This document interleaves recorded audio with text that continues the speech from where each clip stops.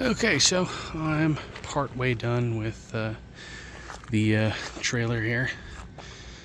I still have to do my upper bar here and my lower bar here and connect these like I connected up here with these splices. But yeah, I mean, welds are pretty good. Let's do,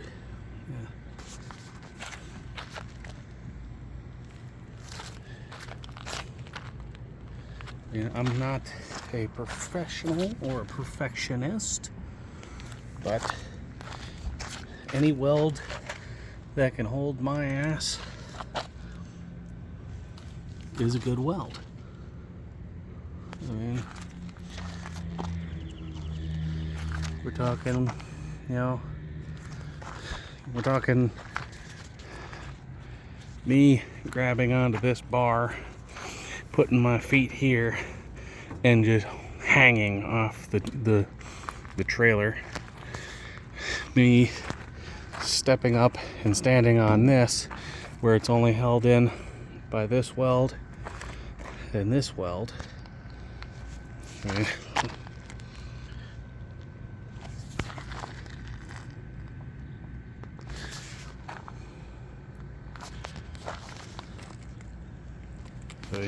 Yeah,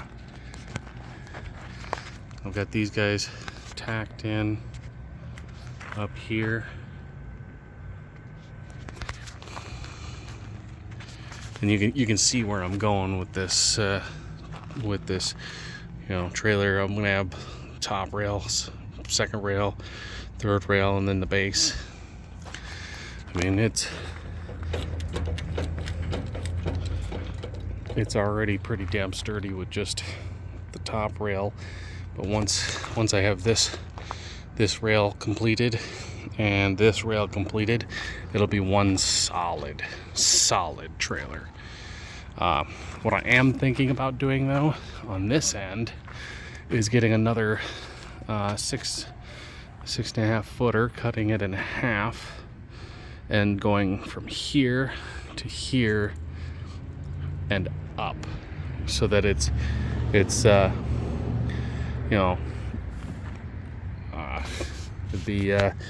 got 3, so it'd be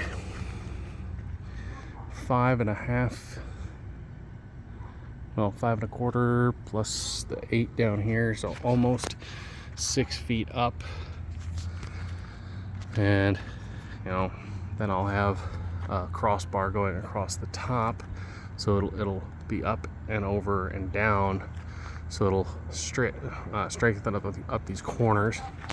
I'm still looking at doing one of these on the top up here for each of the sides, so that I might just lop that off and move it up here, because I have some angle iron that I can weld onto here, so that can be up here, and then the latch will be up here instead of down there. But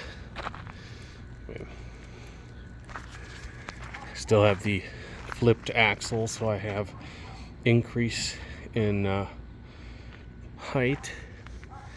That way I'm not going low and high on my axle here. I don't need a drop or anything, and I can put on much larger wheels and increase the ground clearance by 4 inches, I think it was. I think that's what I measured, especially when loaded down. I can increase the ground clearance by 4 inches with larger tires. But yeah, just doing this with that Tomahawk welder. And I forgot my damn bucket today, so I dropped a rod, and that's from dropping a rod over there, and I didn't notice until it was a little late. But I dropped a rod over there and put that out real quick. But yeah, I mean, it's a wood trailer. I'm not too picky about it. That's my I use this steel plate here as like a splash guard, so to speak. And you move it where you're welding, and then the weld spatter stops at the steel and falls down instead of spreading out over that way. But I've got my chunks here. These are remnants of these uprights, and those getting spliced together to build this length here and that length over there. So I've got these two, so that'll be enough for here. And then I'm gonna have to cut up one of those guys for the second one, because I don't have any more remnants to play with, because I already have my front and two sides set up over there. Front is going to be just like this guy and just like this guy. But I mean, and you know, I keep getting comments on my trailer, original trailer video of, oh, why would you put a winch on your trailer? Because sometimes that doesn't work.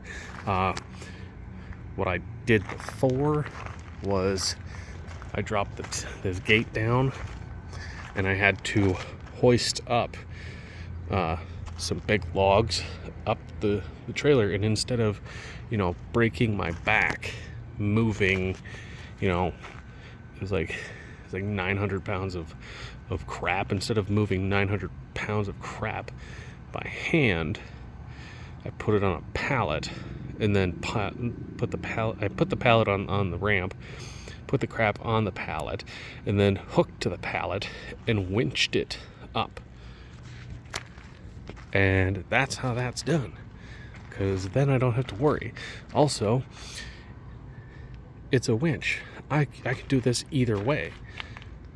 I can literally pull the hook out of here and string it this way, and then winch the trailer to someplace I need it, because I have a skid plate foot instead of, you know, a wheel. I can actually swap that out for a wheel and then winch this to my vehicle if I wanted to, instead of picking it up and hoisting it or backing up to it. I mean, there's so many things. And one of the big reasons why I went with T-posts on this is because of these nubs. T-posts have these goofy nubs here, and they are for, you know, keeping your barbed wire or fencing wire in a specific spot. And I was like, well, if I put them on there when I'm lashing down to something, if I put a strap from here over something, the strap could move, it could shimmy. Well, if I do it on here, it gets locked in place. If I do it on here, it gets locked in place. So that's my mental gymnastics on that one. But as you can, well, if I do this, you can see how that side's going to look. It's going to have top rail, middle rail, bottom rail, that way. That's how that's going to look when completed. It'll be something like that. I mean, but these welds hold my weight. I can climb on from that thing to this thing. I can stand on these, and they will not break. They don't break under my weight. So that's like over 200 pounds of weight that it can hold on just that. And I'm happy with that. I mean, I don't need, you know, a 20,000 pound, you know, rack system. Just need something to hold shit in. And maybe some other time down the road, I'll do that kind of mesh across from like the bottom, where that bottom rail is. You'd see grind mark there, I'll do mesh from there down, so I have this base sealed up all the way from here down. But that's the idea. And you can see that I modified my workstation to be a double horse. A lot more room to play with. But also got my rolling box completed. Just need to clear coat it really, but that comes later.